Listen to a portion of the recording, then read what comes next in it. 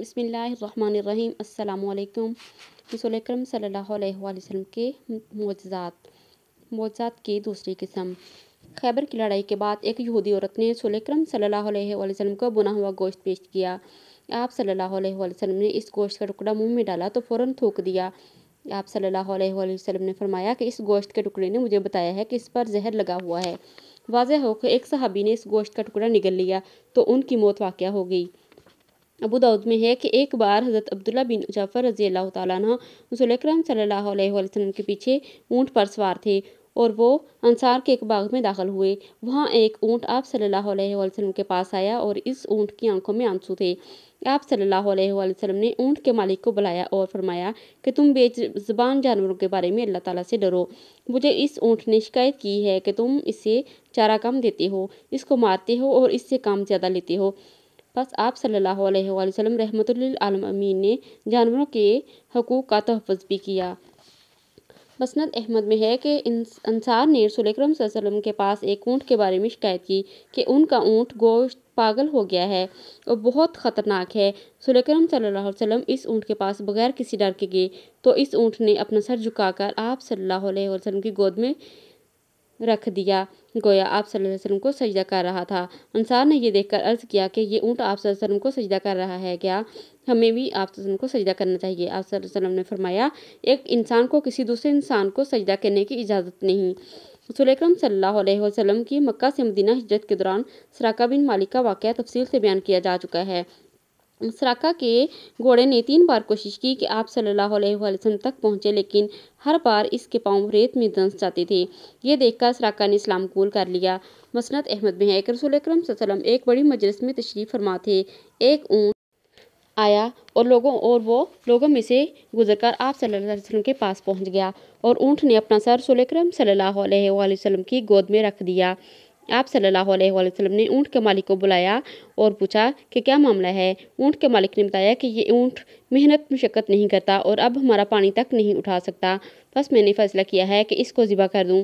دراصل یہ اونٹ زندہ رہنا چاہتا تھا اور مدد کے لیے رسول اکرم صلی اللہ علیہ وسلم کے پاس آیا۔ خوراک اور پانی کے متعلق رسول اکرم صلی اللہ علیہ وسلم کے معجزات، جس کی چند مثالیں پیش ہیں۔ حدیبیہ کے موقع پر ایک دن پانی نہیں تھا۔ رسول اکرم صلی اللہ علیہ وآلہ وسلم نے تھوڑے سے پانی میں اپنا ہاتھ رکھا تو آپ صلی اللہ علیہ وسلم کی انگلیوں سے پانی کے فوارے بہنے لگے۔ حضرت انس بن مالک رضی اللہ عنہ فرماتے ہیں کہ 300 لوگوں نے اس پانی سے وضو کیا۔ قرطبی کا کہنا ہے کہ رسول اکرم صلی اللہ علیہ وآلہ وسلم کا یہ معجزہ حضرت موسیٰ علیہ السلام کے اس معجزے سے بڑا ہے، جس میں حضرت موسیٰ علیہ السلام نے چٹان پر عصا مارا تو پانی کے چشمے جاری ہو گئے۔ جب حضرت حلیمہ سعدیہ رضی اللہ تعالیٰ نے رسول اکرم صلی اللہ علیہ وسلم کو بچپن میں رضاعت کے لیے لیا تو فاقے اور غربت کے باوجود حضرت حلیمہ رضی اللہ تعالیٰ عنہ کا سینہ دودھ سے بھر گیا اور آپ صلی اللہ علیہ وآلہ وسلم اور آپ صلی اللہ علیہ وآلہ وسلم کی سوتیلی بہن پیٹ بھر کر دودھ پی لیتے۔ حضرت حلیمہ رضی اللہ تعالیٰ عنہ کی بکریوں کے بستان بھی دودھ سے بھر گئے۔ مکہ سے مدینہ کو ہجرت کے دوران معبد کے خیمے کے پاس سے گزرے۔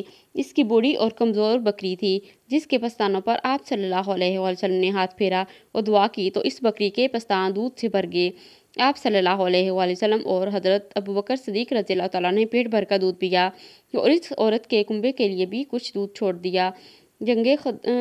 جنگ خندق کے دوران رسول اکرم صلی اللہ علیہ وآلہ وسلم کے پیٹ پر 2 پتھر بندھے ہوئے تھے اور چہرے پر بھوک کے آثار تھے۔ حضرت جابر بن عبداللہ رضی اللہ تعالیٰ عنہ کے گھر میں ایک بکری کا بچہ اور چند کلو آٹا تھا۔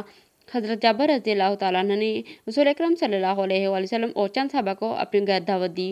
رسول اکرم صلی اللہ علیہ وآلہ وسلم نے انہیں ہدایت دی کہ اپنی زوجہ سے کہہ دو کہ جب تک میں نہ آؤں آٹے سے روٹی نہ پکائے اور نہ ہی ہانڈی چولہے پر رکھیں۔ رسول اکرم صلی اللہ علیہ وآلہ وسلم 1400 صحابہ اکرام رضی اللہ تعالیٰ عنہ کو ساتھ لے کر حضرت جابر رضی اللہ تعالیٰ عنہ کے گھر پہنچ گئے۔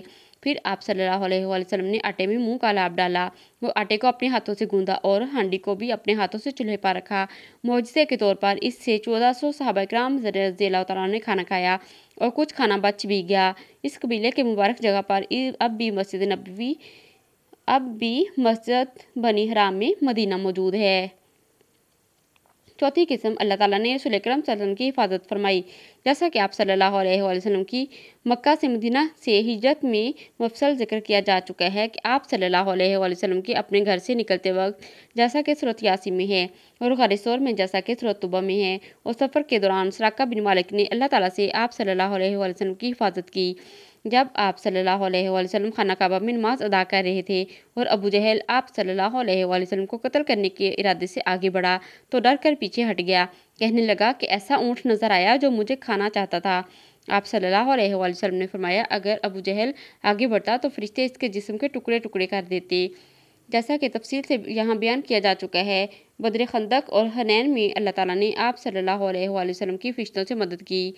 सूरत अल-अनफाल, सूरत अहज़ाब और सूरत तौबा में इसके मुतल्लिक़ आयात करीमा हैं। सुभान अल्लाह।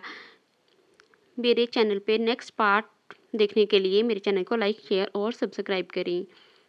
खुदा हाफिज़।